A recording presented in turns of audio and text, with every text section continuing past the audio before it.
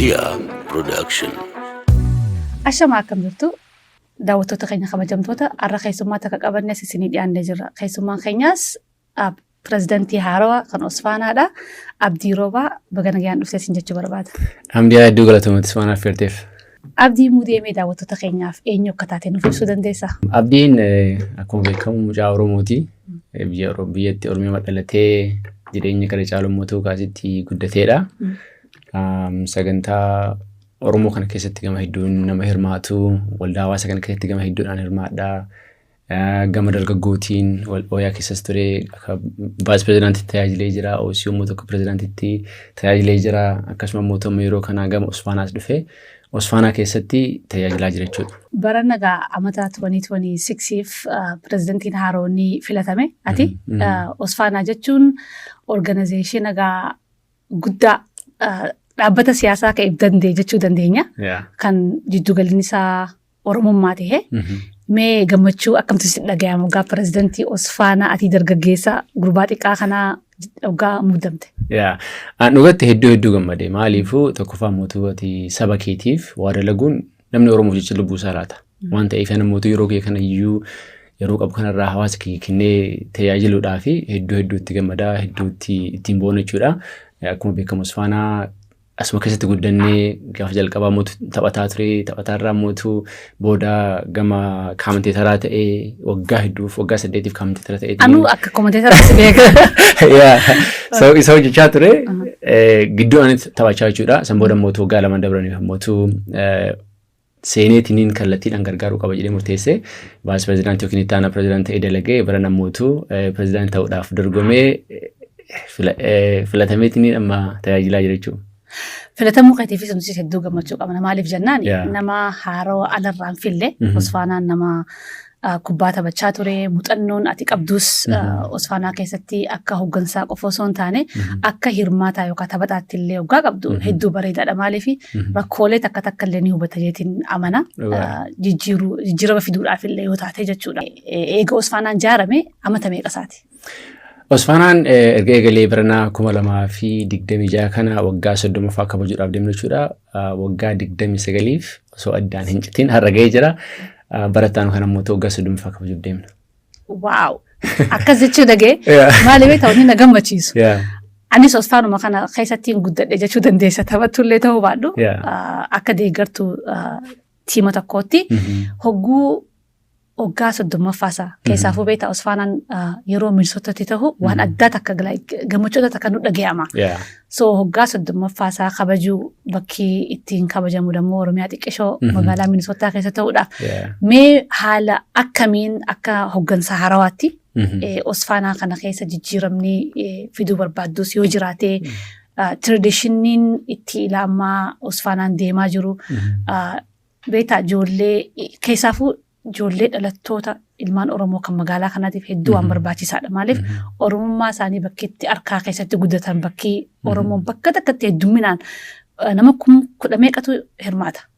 Jiru mee waan addaa waan ati amma erliilee ta'uu danda'a amma torbee 2 akkana eegaa muddama gama keetii jijjiiranii mee maal fa'aa akka karoorfatte daawwattoota keenyaaf yoo nu ibsuu dandeessi?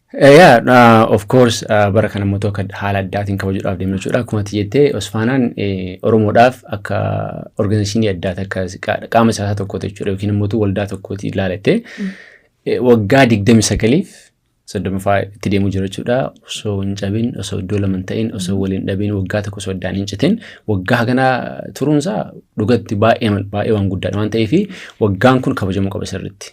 Tokkoffaa mootu Osfaanaa kana siin gahuu irratti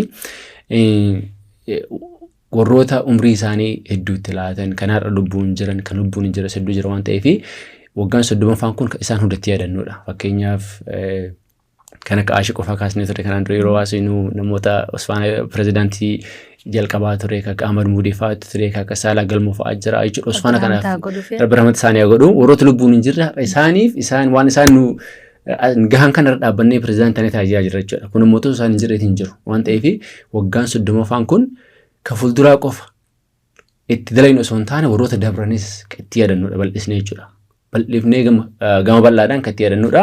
Inni biraa mootu yeroo baay'ee beektaa waan tokko promise gootee deliver godhuu dhabuu irra osoo hin taane yoo surprise taate bareeda waan ta'eef wanta addaa ta'a wantoota gurguddaa hedduu karoorsinee jira waan ta'eef isa san adadumaan as deemnee yeroo baatis irra deebineetiin marachuu deemna paadkaastii kanarratti jechuudha kan ka jalqabaati malee kan xumuraati miti so ji'a lama booda sadii booda progressii kenna wajjin haasa'uu dandeenya akkasii deemuu dandeenya waan ta'eef isin beeksifnaa garuu waan addaa qabannee dhufnee jirra. Galatoomii dhugaa keetii yoo promise amma seente namni ilaalee beektaa abdii waan akkanaatiin hin goone jee namni keenya nama komachuu waan jaalatuuf mee Osfaanaan tiima kubbaa miilaadhaa meeqa keessaa qaba? At least 2025 irra dhaabbattee jechuudha. Haroonni seenuu danda'a waan ta'eef 2025 irra dhaabbattee. 2025 garee 32 garee division A keessatti kan taphatan garee 16 division B namatu garee 16 garee 32tu warri kubbaa miilaa kan taphatu jechuudha. Basketbooliin bara kana garee 10 turmaatinatti fakkaata bara dabre namatu garee 16 turmaatii Minnesota irratti akkasuma warri kubbaa harkaa taphatanis vaalibooliinis jiraanis garee 10tu galmaa'ee bara dabre. Kubbaa miilaatti eegaltan. Amata kanan turre beekan hirmaanne biyya waan hin deemne fiigicha miilaa harkuun ture so maal faa kubbaa miilaatiin adda maal faa jira kubbaa miilaa qofa osoo basketbooliin jiraan isa baay'ee guddaadha keessattuu ijoollee biyya kanaa biratti waa'ee jaalatamaa ta'eef innis dabalamee jira waggaa hedduu jechuudha inni biraan mootu vaalibooliidha vaalibooliin kubbaa saaphanaa kubbaa harkaa akka biyya keenya taphatan isas namni hedduun taphachuu barbaada waan ta'eef isas dabalee jira garee 10 akkas ta'antu irratti hirmaatee bara dabre jechuudha inni biraan mootu warra golfiinis jiru golfii taphatan innis bara Oromoonis golfii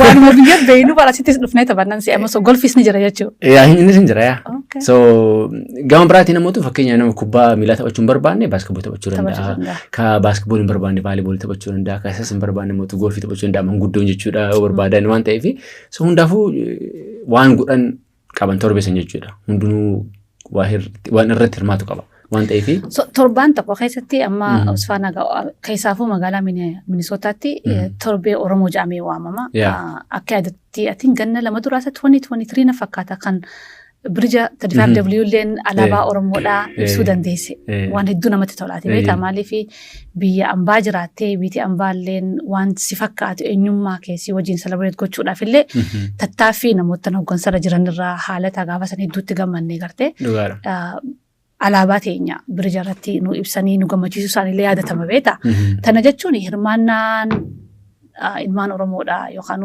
tattaaffii hoggansii yeroo san jiru godhurraa wal qabatee waan ta'eef haala kamiin mee isin hawaasa hirmaachistan akka Osfaanaatti.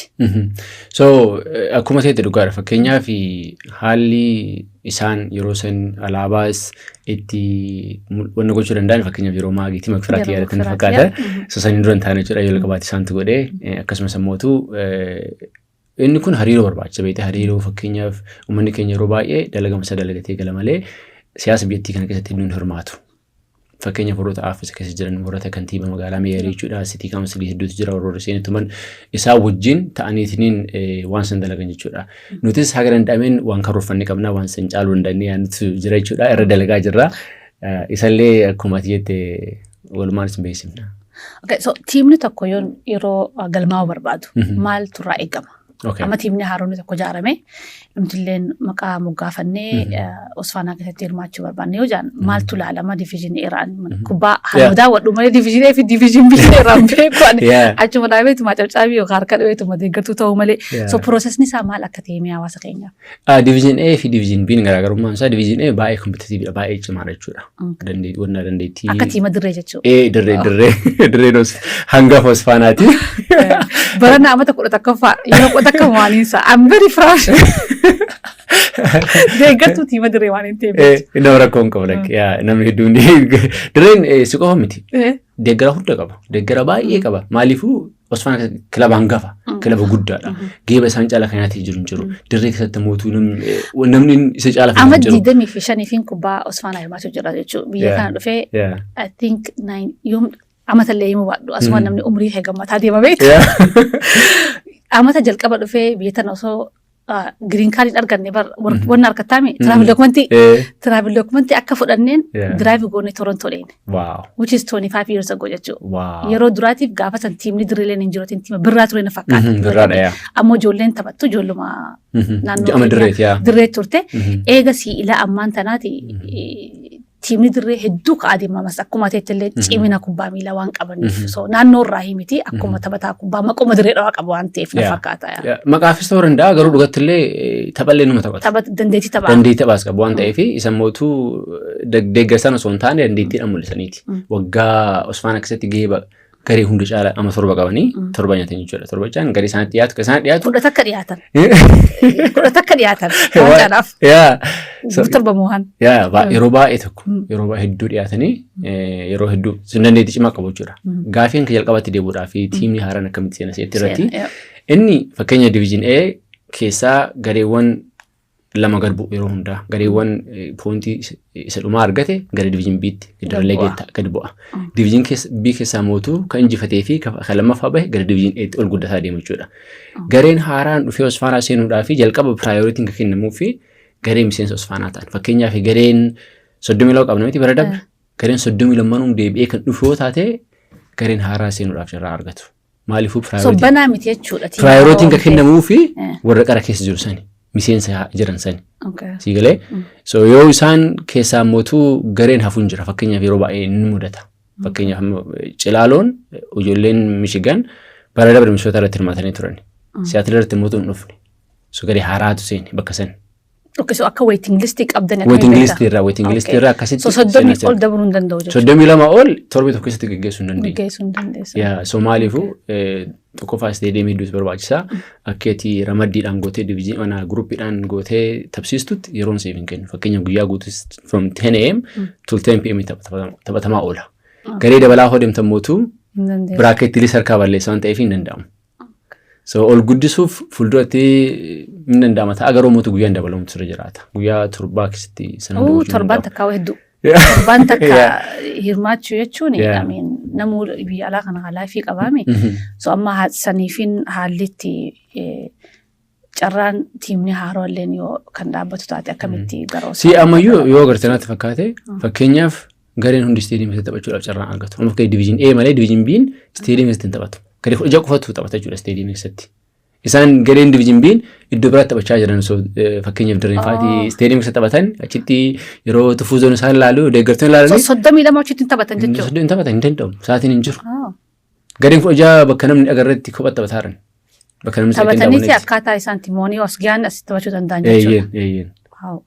Amma hirmaachaa jira ammoo kana cufaa hin beeku jechuudha. So amma tiimman dhaabbachuu barbaadan waan beekuuf jecha saniifin haallitti tiimni haaraan dhufee galmaa'u. Tiimni dhaabbachuu qaba. Haa dhaabbatanii waiting list irra seenanii yoo carraa argatanii seenan yoon seenne mootu garee kaanii taphatan garee moo keessa jiru waan kanatti daddabalamanii waan taphatanii fi ijoollee Oromoo hedduu waan barbaannuu fi taphachuu waan danda'anii fi isaan garee dhaabbachuun bareeda. Okay, wanni haarofniin 2025 kan arge kan haalaan na gammachiise board of trustee illee dhaabbatanii turtan. Osfaanaan I think karaa dheeraa dhufe. Haalata manaajmentiin isaa xiqqoo waa hedduurraa barannee na fakkaata gaafa dhaabbateerraa namootan haga takkatti dhufee jaalala isaan kubbaa Oromootiif qaban yookaan Oromummaa isaanii bakka itti calaqqisan qabantu dhufee Osfaanaa kana gadhaabe. Isfaanaarraa kophaa bahee natti fakkaata akkan istirii dhageetti. Ammoo booddee kana dargaggeessi akka keessanii si duraas maagiis duulaas kamaalillee gartee warroottan muuxannoo qaban warroottan barnoota ammayyaallee ittiin qabaniin haala kanaan hoggansee jaaramuunsaa waan fooyyeessaa deemuu natti fakkaata Osfaanaa. Ammoo board of trustee kana dhaabdan mee xiqqisha waa'ee kanarraa yoo nu ibsuu dandeesse. Amma fakkeenyaaf akkuma jedhame Osfaanaan waggaa 29 kana turus seera hin qabu ture kaanstituushin hin qabu. Peejii lama tokko irratti barreeffamanii jiranii suni fakkeenyaaf maallaqnis fedhu karaatiin to'atuun hin jiru. Namni wal dhabu karaa jira. Accountability hin turre. Hin jiru no accountability at all. Takka hin turre. Fakkeenyaaf pirezidaantii waan barbaadee murteessee gama seeraatii wasa gaafatu hin jiru. Seera hin qabnu ture. Sanirratti boordii amma dabre kuni kama keessa ture. Akka naan piroofitii galmaa'ee jira. Galmaa'ee jira malee garuu mootuu seera isaa kaanstituushinii yookiin baay'iloo qabu ture. Baay'iloo kana fakkeenyaaf warra boordii kana dabre kana wajjiniin yeroo hedduu irratti talanii yeroo hedduu nurraa fudhatee Osfaanaa restructure ta'uu qabna. Namni dhufu kun mootuu accountability tokko jiraachuu qaba. Balleessita mootuu karaa seeraatiin gaafatamuu qabda. Kan jedhu irraa board trustee kana ijaaruudhaaf murtaa'e jechuudha. Gaafa inni murtaa'u board trustee kana yoo ijaarsitu nama raasaa fiddeetiin hin seensu osoo hin taane nama dhugumaan waldaa kana keessatti waan gahii qaban. Osfaanaa dhugumatti kan jaallatan. kan keessa isaa gadhumaatti beekan. Fakkeenyaaf Eliyaas Boruchestii keessa jennee jirra. Osfaanaa dhaaban keessaa tokko. Nama maqaa Osfaanaa yookaan moggaasiisa. Okay. So seera Osfaanaa kan jalqabaa kan barreessa fakkeenyaaf. Waan ta'eef so namoota dhugumaan waldaa kana ijaaran dhufanii deebi'uu qaban, deebanii tajaajiluu qaban jennee Boruchestii kana ijaarrachuudha. So Boruchestii kanarratti so amma kabahoos laalan kan seenus laalan namni wal dhabees. So maana jechuun godhanii. Namni wal dhabees seenaniitiin araarsan. So akkasitti accountability jira waldaan kunis guddataatiin gara fuulduraatti deemachuudha. Piroosesa hooggansii yookaan pirezidantiin Osfaanaadha yookaan itti aanaa akkasumas illee faayinaansiin akkaataa ittiin filamu gabaabsitee yookaan isaan ibsuu dandeessu taate. Akka Osfaanaan pirezidantii itti filamu Osfaanaan akka kaangiresiitti akka fakkeenyaaf kaangiresii qabna miti fakkeenyaaf seenetarii fi qabna miti Ameerikan gavarmentii jechuudha. Soodimokiraasiin jira jechuudha. Garee 32 miti kan qabnu garee 32 kun hundinuu sagalee tokko qabu. Bakka bu'aa. Bakka bu'aa qabu. Bakka bu'aa garee 32 kanaatu kafilu jechuudha. Kafiluu danda'us isaan kafilatamuu danda'us isaan. Alaaraa dhufee seenuu danda'u. So filuudhaaf tiimatu fila jechuudha basically. Tiimni cuttuu nama takka bakka buufatee fila. Filatamuuf ammoo laakiin ati alaa dhufuu dandeessaa? Dhufuu dandeessu. Garee isa wajjin jiraachuu dandeessa. Fakkeenyaaf ati Mamdiyaan dhuftee Osfaanaa pirezidaantii ta'uu barbaadde. Chaansii hin qabu jechuu ammaan? Hin qabda. Akkamitti? Akkamitti qabdu? Dirree nama bakka bu'aa qabanii miti. Isa chikaas ta'e bakka bu'aa isaanii taatee dhuftee argamta. Namata dhala so bakka bu'aa tiima dirreedhaa ta'uu qaba. Makfiraan akkasitti filamte. You know what I remember. Yeah, she was the dirree representative. Isaan so tiimatti bakka bu'aa tiima sanii ta'uu qabde jechuudha. So okkachaa bakka achirraa kaasuun qaba jechuudha. It's good to know. So lama ta'uu qaba. Nama qaban. Fakkeenyaaf tokko sun taane lama garuu sagalee tokko qabda. Bakka tiim reprezentaatiivii namni nama lama qabanii garuu mootu ati fakkochaan ta'uu dandeettanii yooraanii gochuu barbaaddan mootu dhuftee garuu yooraanii gootu dirree bakka buutaa garuu mootu garee indoorsii jiraachuu qaba. Fakkeenyaaf ooyii ta'uu danda'a, fakkeenyaaf 11 star ta'uu danda'a. Dhugumatti yes Hamdiyaan tiima tokkotu indoorsii godha. Indoorsii godha. Hamdiyaan ta'uu dandeetti ka'ee indoorsii godha. Indoorsimentii yoon isiif kenne san qabattee har'ani gootaaf. So chaansii namni yoo Osfaanaa pirezidantii ta'uu barbaade hirmaannaan isaa durarraa jalqaba jechuudha. Absolutely. Haala saniin filatamaa jechuudha. Saniif Osfaanaa waggaa 29 kan tokko kan turee fi namni iddoo garaagaraa ajandaa qabatee ittiin dhufu. Osfaanaa keessatti filuufis filamuufis siistama kana keessa waan ta'eef so dhugumatti jalqaba Osfaanaa keessatti kan tiriyooti gochuu qabdaati. Akkas isiniif hin kafalamuu milaakeet. No, volunteer. Kafaltiin malee dhatti akkasitti. Absolutely. It's very exhausting by the way. Maaliif ni hirmaadhaa miti. Amma Makfiraas arkee, Kamaalis arkee torbaan san Oggaachirra ba'ee fi furii habii barbaadan.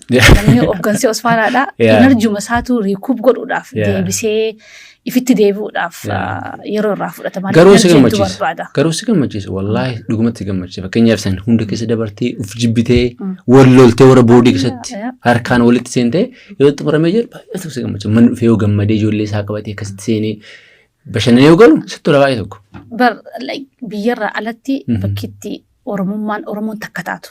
Siyaasaan walaba tahee aadaan kee itti faayamee ittiin babbareedee ijoolleen itti wal xabbastee gaafa keenyas akkasuma xabbastee namni hedduu wal arguu ture I think ammallee akkasumaan isaa continue ijoolleen teenyallee achitti wal arguu danda'u mas babbareedee akkuma irreecha biyyaa jiran kan akkasumatti ilaala carraa irreecha biyyaa san dhaquu namni hedduun harkanne Oromoo maasaa keessatti farku.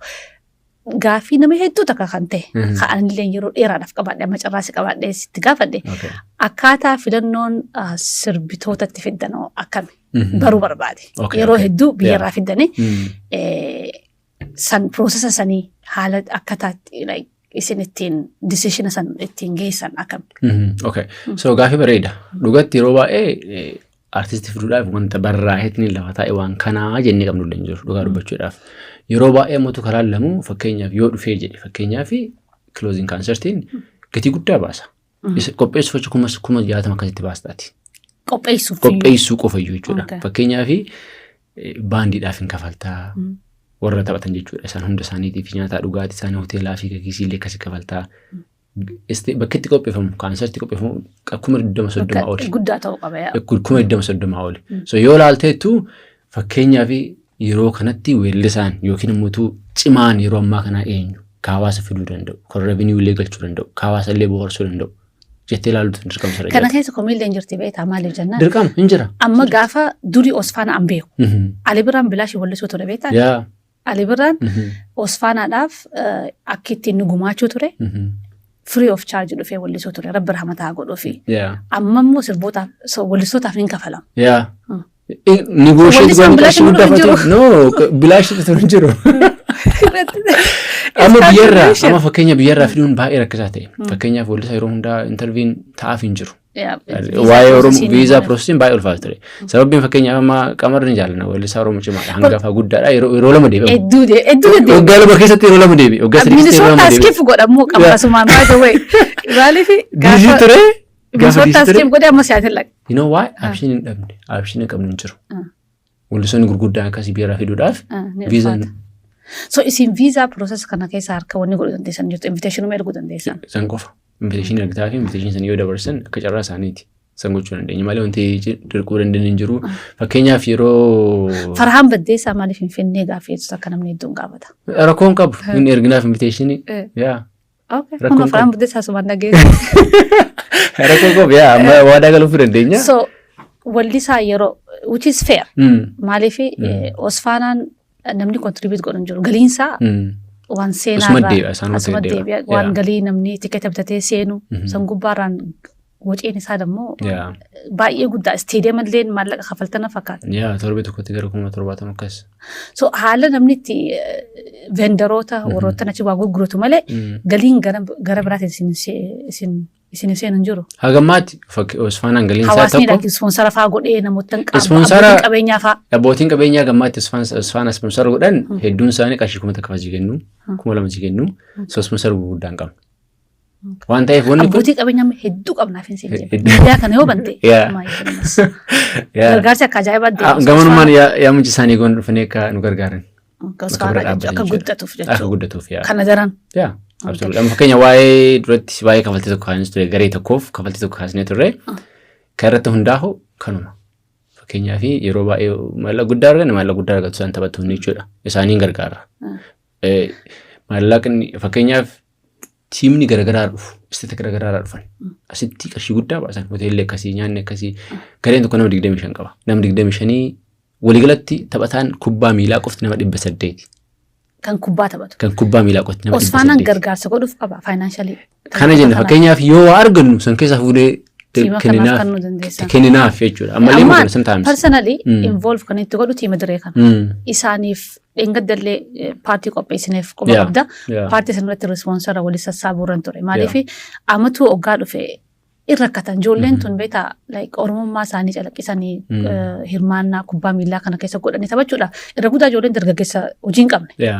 Ijoolleen tun dammoo gargaarsa keessaafuu yoo haalli sistema tokkommee yaadansi kanaa sistema tokkummaan qopheessineeti. Sistema itti haalli respoonsarii gama keessan gama Osfaanaa dhufe taphattoonni kubbaa miilaa kan appilikeeshinii galfatan ittiin gargaaramuu danda'an. Sistemiin tokko baasnee ture fakkeenyaaf taphattoonni gareen hundinuu non-piraafitiin akka galmaa'an. Non-piraafitiin yoo galmaa'an ijaaramanii yoo jedhan giraantii argachuu danda'an.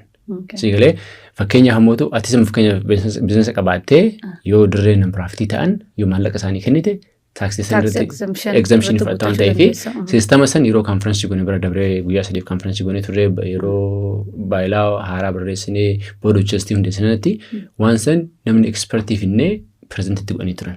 Gama kanaan maallaqa argachuu dandeessan gama kanaan of gargaaruu dandeessan. Warra isin gargaarus maallaqni sun mootummaa irraa waan exemption argatanii fi isin gargaaruu danda'a kan irraa siistama san kenneefii ture. Hopefully itti fayyadamanaa jennee yaadna. I'm hoping. Gaafiin tiyeetamaayidha. Osfaanaan akka organizationaa Oromoo guddaa yeroo dheeraadhaaf beektaa wanni Oromoo waa jaartii wanni tokko kan ittiin boonnu kan ittiin qaanfanne yoo jiraate Osfaanaadha. Osfaanaan kubbaa torbii Oromoo biikii saniin alatti sossoohinsi inni hawaasa keessatti godhu waan adda addaati nama for example amata lama kana dura gaaffiin tokko kakaatee kan ittiin Osfaanallee ni goona jedhee itti yaadu ture. Continuous waan itti fufaa ijoollee teenya amma gartee kubbaa miilaa leenjisuu irratti waan year round amatatti deemu waan akkasii Osfaanaan akkamitti hawaasa keessa gad deebi'ee qopheessuu hin dandeenye. No gaaffii bareeda fakkeenyaaf gaafa filamuudhaa fi fiigaa turetti kaampeen gochaa ture kaampeen keessa Osfaanaa 365 days itti jiraadha. Kan waadaa uummataaf galee jechuudha. Kan nama gama fuulduraattis dalaguu jiru jechuudha. Inni gama hedduun jechuudha. Tokko sagantaan hawaasaa hedduutu jira. Isaa wajjin paartnershiipii dalaguudhaan siigalee. Inni biraa mootu akkuma jettee ijoollee leenjisuu irratti akaadamii hedduutu jedhama. Fakkeenyaaf gareen Abduun Faatii akaadamii qabu. Ammaan ijoollee techiin keessa wiikiin. Ooyuun Faatii akaadamii qabu. Tiiteel akaadamii qabu. Elementarii akaadamii qabu. Warri Burqituu Isteeta biraas warri Madda Walaabuu hundinuu ijoolleen amma ijoolleen jalaa guddataa jiran hedduudha. Akaadamii garaagaraa dhaabbatanii jechuudha. Nuti ammootu akaadamii kana bira deemu jajjabeessuudhaan hawaasnis akka ijoollee isaanii gamana fideetiniin akka akaadamii kana guddisu gochuu irratti karoora inni qabna jechuudha. Amma aangoon reeffa harka seentaa waan ta'eef xiqqoosii boqonnaa fudhate seenna. Okay. So amma 2026 ogaa manni Januariin dhufte waan hedduu sosoinsa osfaana arkina jeetiin abdadha. Absolutely. Dhibbaan dhibbatti. Maaliif jennaan xiqqoo beektaa hawaasni kan dadhabbiin inni qabu genereeshina lafaa dhufaa kana empower godhutti qopheessuu irratti xiqqishoo dadhabina qabna waan ta'eef gara osfaanaati yoo kun nuuf fooyya'e jechumaaf. No qajeelatti. Fakkeenyaaf akkuma jenne kana wanti yeroo baay'ee beersi daangessu beektaa akka waldaattis fakkeenyaaf nama warra boordii keessa bakka bu'ee kan irraa dubbadhu. Warra boordii jiran kun isaaniitu warra Oromoo gargaaruudhaaf qophaa'an ijoolleen enerjii qabanii fedhii qabanii of kennanidha. Garuu mootu haalli biyya keessa jiru atis hin beekta. 8-5 dalagan. Sagantaa hedduun isaanii fudhanii ijoollee qabu. Haadha manaa qabu, abbaa manaa qabu warra boordii jiran keessa jechuudha. Ijoollee isaaniifis yeroo kennuu isaan barbaachisa. Haadha manaa isaanii yeroo kennuu isaan barbaachisa. Akkasumas immoo osfaanaafis yeroo kennuu dalagaa 8-5 illee dalagan. Osoo wanni kun fuul taayimii taatee kan dalagu taate waan guddaa dalaguu dandeessa. Fakkeenyaaf fuul taayimii haadha ta'ee osfaana kan dalagu taate waan guddaa dalaguu dandeenya jechuudha. Warra boordii. Osfaanaan nama fuul taayimii kaffalee fi hojii isaa gaggeessu hin jiru vaalantiirri. Hundi isaanii vaalantiir isaatii isaanii kanneen waan dalaganiif. So fuulduratti yoo ispoonsara guddaa argannee nama mindeessuu dandeenya. Osfaanaan qarshii guddaa. Maaliif fadhiin hawaasaa gaafiin hawaasaa akkuma siin jetti amma osfaanaan namoota yeroo tokko koonsartii qopheesse. Hoggansa Makfiraa jalatti jechuudha koonsartii qopheesse. Ammoo gaafiin jirtu yearraa hundi kubbaa torbee Oromoo waliin dhufnee walittiin taphannu qofa osoo hin taane akkamitti dargaggeessa yookaan yuus ijoollee xixiqqoo amma lafaa kaate kana ittiin qopheessuu danda'a osfaanaan waan jiru tureemi. Gahumannu gaayoo siistamni tokko qophaa'ee namni kan fandi godhu taate respoonsara namni kan godhu taate haalli isa mijaa'uu danda'a jechuudha. Maaliif tokko isin osoo hin kaffalamne niin beeka. Hangana if kannu jechuun bar hawaasa keetiif waan guddaa hojjechuu jirtan. So akkasiin fakkeenyaaf kanaan duratti waan hedduunis babbadee jira gama financial managementiin hin jiru ture amma mootuu siistem bareedaa qabna fakkeenyaaf balbalatti kaashin hin jiru qarshiin seentu kaardii qofa malee kaashin fuunu fakkeenyaaf yeroo bara dabre misoota yeroo goone parsentii tokko yuun geetu qarshii 6,000 akkas qofa balbala fuudhamu sunis warra Kaanaadaa fi Yuuroopp irraa dhufan warra kaardiin qaban irraa siyaatila mootuu dhibbaan dhibbatti kaashii goone. There is no option. I mean, kaardii malee kaashin hin jiru ture. Waan ta'eef so karaarra jirra dhiyaadan. So amma osfaana maallaqa ni qaba. Maallaqa ni qaba. Waanti soso'uun qaba garuu maallaqa qabachuu hin dandeessu. Jechuun wanti soso'uun illee qabda jechuudha. No waan soso'uun amma qabna. Waan isteediyeem kafalachuu hin dandeenyu hin qabna. So isteediyeemni karaa ittiin firiitti argamus hin jiru. Hagammaa dhamee kan kaapitaalistiidha. Hedduuns. Wanni bilaash hedduun jiranii yeroo baay'ee diskaawuntiin arganna. Fakkeenyaaf warra City Council hojii dalaynee warra Police Department hojii dalaynee fakkeenyaaf bara dabre warra poolisaa torbee tokkoof 40,000. 40,000 keessaa hawaasni keenya waan disipiliinii qabuuf waan akka kan balleessineef insidentiin tokko torbeessa waan hin turreef 15,000 qofa nurraa fudhatan dhiisanii jechuudha. Sababbiin isaa hawaasa baay'ee disipiliin. Uummanni keenya dhufee achitti nagahaan taphatee galuun osoo wal loliin galuun osfanaadhaaf waan guddaadha. Waan guddaadha. Tokkoffaa isteediyeem argachuudhaaf. Amma baay'een fakkeenyaaf Senchaalee argachuudhaaf hedduu cinqamaa jirra. Baay'inni keenyas baay'ee rakkisaa ta'ee jira. Heddummaannee jira. Gara isteediyeemii guddaa kanatti waan qopheessanii. Guyyaatti 78 kaasanii. Miliyoona ta'uu qabna isaaf. Because jarri bira ugacha qopheessu hedduun hin naafsanii beektaa. Mudhachi hin geenye. Osfaanaa kana ugaa lalluu bakka guddaa geenye jirra. Osfaanaan. Faayinaanshalii immoo geenye. Faayinaanshalii hin jiru. Achi hin geenye. Faayinaanshalii fagoo jirra. Isaan yeroo baay'ee nama muraasaan geggeessamu waan ta'eef akka barbaadanitti jiramti ta'e. Inshaallah. Yoo rabbiin jee achis geewwan oolu. Mee dhaamsi biraa kaatee dhaamu barbaadde yoo jiraate asumaan carraasee kana. No dhaamsi qabu yoo jiraate fakkeenyaaf Osfaanaan keessanii Osfaanaan keenya hundi keenya jechuudha fakkeenyaaf Osfaanaa kanaaf kontribuut gochuu danda'a. Namni jedhu yoo jiraate karaa vaalantiiriinis karaa biraatiinis karaa ispoonsarshiipiitiinis gama keenya dhufeetiniin Osfaanaa gargaaruu danda'a jechuudha. Akkuma beekamu Osfaanaan hundaafuu walqixaa dhiira dubartii amantii kamuun jedhu waggaa 30 iddoo takkatti Oromoo walitti fidaatiniin har'a ga'e waan ta'eef hundi keessanuu Osfaanaa bira akka dhaabbattan akka gargaartan inni biraa mootu akkuma sa'aatii keenya Osfaanaaf dalaynu hundi keessanuu dhuftanii akka Osfaanaa dalaydan fakkeenyaaf yeroo baay'ee dubarra wanta haasamu hedduutu jira namni keessa beekuu dhabu biraa jechuudha. Fakkeenyaaf so volunteer option hin jira jechuudha. Eeyyeen san qofallee sun taane even board use seentee tajaajiluudhaa fi karaa qabduun hirmaattee hawaasa kee tajaajiluu waan dandeettuu fi akka itti argamtattis waggaa lama booda akka pirezidaantii taatu. Ani ammaan inni qophaa'aa karaa naa himtee jirta. Siistama hundi isaa sii kennee eksperiensii barbaadde hundi sii kennaa kottu amma yeroo nu jiru kan hojii dalagii nu biratti mul'adhu sammuudha pirezidaantii taata. Ambar amata dabareellee isteediyama keessa ana sinii bane. Amata dabareellee kasan dura gaafa fudhaa jirtu sanii. Wallahi dhugumatti dubbachuudhaaf ani ta duraan dura congratulations bakka rabbi si gammachiiseen siin jaa. Lammeessaa immoo beektaa Oromummaa keetiif quuqamtee hawaasa kee tajaajiluudhaaf yeroo kee atilleen akkasumattillee warrootan si waliin jiranillee yeroo teessan kannitanii Osfaanaa tajaajiluudhaaf hedduu isin galatoonfanna. Abdii Muudee asittiin waliin argamtee gaafii fi deebii godhuudhaafis Liyaa Production bakka bu'ee hedduun si galatoonfadha. Egaa daawwattoota keenya sagantaan irraan tanaa asuma irratti xumurra hanga sagantaa itti aanu kan kana fakkaatuu fi kan kana olitti walitti deebinu galatoomaan sinin jaa.